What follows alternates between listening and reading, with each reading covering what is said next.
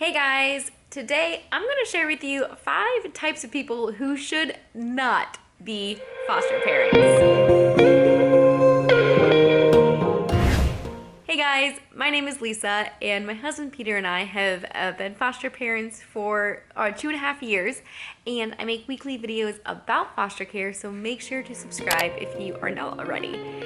I feel like typically in my past videos I have been so much like, everyone should foster, this is something so great, and the more I have got into it, there are some people that like it may not be a great environment for a child to go into. So I wanted to get into that today. However, there still are 400,000 kiddos in foster care in the US alone, and 100,000 of those kiddos do already have their parental rights terminated and need forever homes. And so there is such a amazing a need for loving, nurturing, and stable foster homes. So this video is not meant to deter anyone from becoming a foster parent, and at the same time, we want to make sure that whatever homes that the child does go into, that it will be a success. So if you are realizing that you're one of these types of people, maybe you would be better as a support role for some other foster family in your community. You can serve in other ways. But the first type of person that should not be a foster parent is someone who is unwilling or not able to support and speak kindly about the bio family. As a foster parent, you know a lot more information about this child and about their family history than an outsider looking in. And so it can be very easy to be negative towards that first family. And most likely something that family did is the reason that this child has to be in care in the first place. And so as a foster parent, it can be very difficult to kind of put your emotions aside about that, but also be for the family, because you are for this child and this child is from that family. And if you speak negatively about that family, that child is going to internalize it as, oh, they don't like me. Oh, this is how my dad is. This is how my mom is. So this is how I'm going to be. And they project whatever they hear you say about their family as about them. And so it is very, very important to watch the words you say, watch the nonverbals, watch your body language, all of that. And you know, the primary goal of foster care is that that child can return and be reunified with their bio family. Now, that is not always possible, because there are some circumstances where it is not safe and it is not healthy for that child to return home. Even in those circumstances, even if you were to adopt that child, you still want to speak positively about the birth family, because that is where they come from. I'm just going to give you an example of the kiddos that we had in care for over 2 years. And I noticed really quickly that the youngest, he was very good at like figuring things out. And his dad is very mechanical and can just figure things out so easily, and that's a really admirable quality. And so when I was seeing that in the youngest, I made sure to point it out in my weekly letters to the parents, or on the rare occasions that we would see them, to just say like, hey, like, we're noticing this in him, and he definitely gets this from you, Dad, and that's just really cool to see. And again, we would say that when you know, the youngest, he wasn't really able to understand it, but his sisters would understand when we're speaking highly of their parents in front of them, and we're saying, wow, like, look, like, your dad is really mechanical, and look at what your brother is doing. Like, he's figuring this out just like your dad would. That's really cool. And so just making sure that you are trying to build a connection. And maybe it's sometimes super hard to find a quality in that parent, because yeah, there are some terrible things that some people do to their kids or around their kids, and maybe it's really hard to pick out a quality. So maybe it might be something like, wow, your eyes are so pretty, just like your mom's. Or, oh my goodness, you are so tall, just like your dad. And just speaking positively when you can. So that would be the main thing. Unfortunately, I hear sometimes like, oh yeah, our friends, like they were trying to like adopt the kids and then it didn't work out, and then they had to go back to their parents. Well, like that's kind of the goal. If you cannot stand behind that, and if you are just going to try to push your own agenda onto the case, I'm sorry, foster parenting is not for you. So type number 2 of a person that should not be a foster parent is someone that is not teachable. You are going to be learning this child, their story, and you're going to have to learn how to parent that child. But specifically about teachable, I want to talk about not willing to learn a different parenting style that maybe you grew up with or you were used to. So for example, my husband Peter and we grew up in amazing, wonderful, loving homes, and our parents did spank us. I remember even one time when I was a teenager and I was watching someone parent that was very permissive and did not spank their child when that child really just needed correction in some way, but that parent wasn't correcting them. I remember telling my parents, wow, thank you for spanking me, because that was their way to show the correction. And I know a lot of people have a lot of opinions about spanking. I'm not here to debate that. Yes, it does not work for every child, but for me, I was pretty strong-willed, and so I thanked my parents for spanking me and for showing me the correction and right and wrong. But as a foster parent, that is something that you are not able to do. And so you have to be teachable to learn other ways to parent that maybe you are used to, maybe you are accustomed to.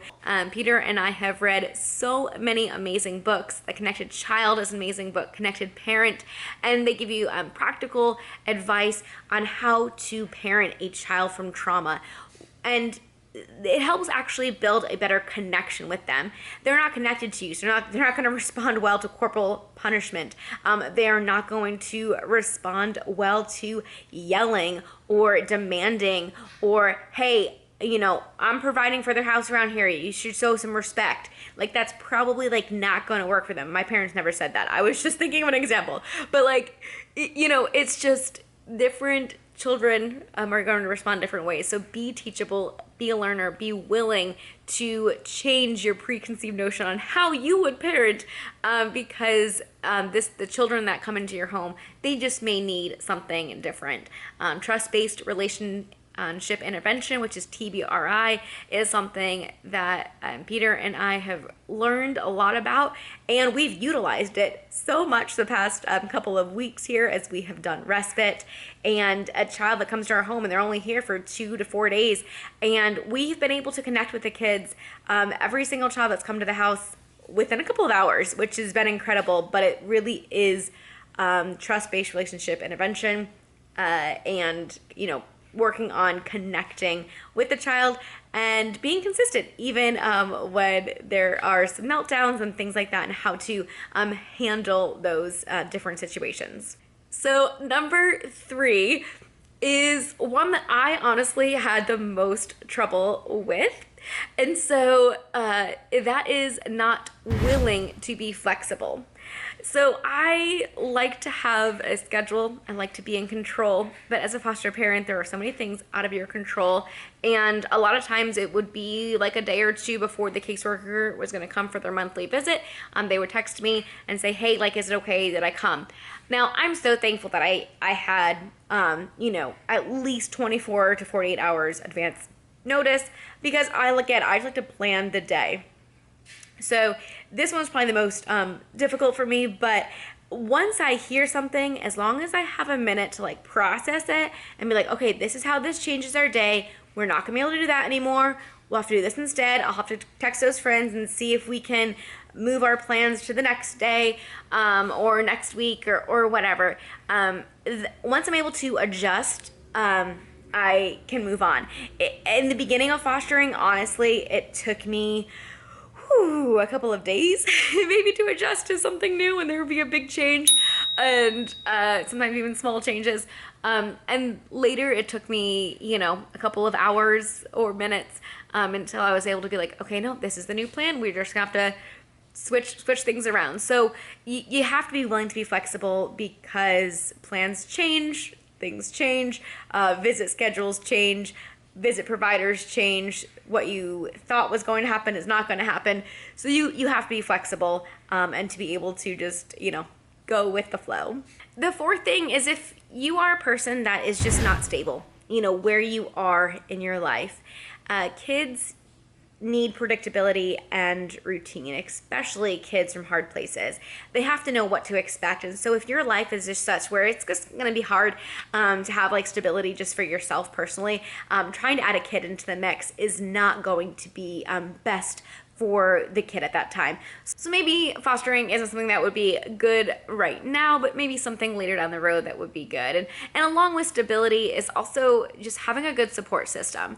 Foster parents definitely need a great support system. You're going to have times where you're going to have someone, watch the kids for a couple of hours, and it's super important that you start forming those friendships of people that you are able to trust the kids with, that they are able to, go through whatever your state needs to, be background checked, whatever, but you're able to then, when you have appointments or if you have court, things like that, then you can have a support system of people that can really help you out. And number 5 is a little bit of a touchy subject, and that is if you are a person who has some past trauma that you have not yet dealt with, jumping in to foster care and dealing every day with kids from trauma, it's going to be very difficult because you're going to get secondhand trauma from their trauma. And if you've not dealt with your past trauma yet, it can be super challenging. Now, because you've had a traumatic past, does that mean that you can't be a foster parent? No. In fact, if you have gone through something traumatic and you've come out the other side of it, that could be very something that you could use to help, connect, with a child, because you kind of can relate to them and understand where they're coming from. We had run into someone recently who had been a foster child herself, and she's now an adult, actually a grandma even, and she was like, I was wondering if maybe I could do respite care. And she's like, my foster parents were so meaningful to me, and I would love to provide that for somebody else. And so if it's something that okay, you can work through your own stuff, so then be able to help, that could actually be so powerful. So don't let trauma stop you from being a foster parent, but make sure that you've worked through that. So on the flip side then, if you are able to cheer on the first family, and if you are able to be teachable, especially when it comes to trauma-informed parenting, and be willing to go with the flow and provide a nurturing and stable environment for a child, and you're willing to deal with your own mental health, then you most likely could be a fantastic foster parent. What other types of people do you think should not be a foster parent? Obviously, there's things I didn't say, like if you don't like kids, you should be a foster parent, and things that I feel like are a given. But yeah, if there's anything else that you think would really disqualify someone from being a foster parent, at least at this stage in their life, please leave it below in the comments. And please let me know of any other foster care content that you would like to see, and we'll see you in the next video. Bye guys!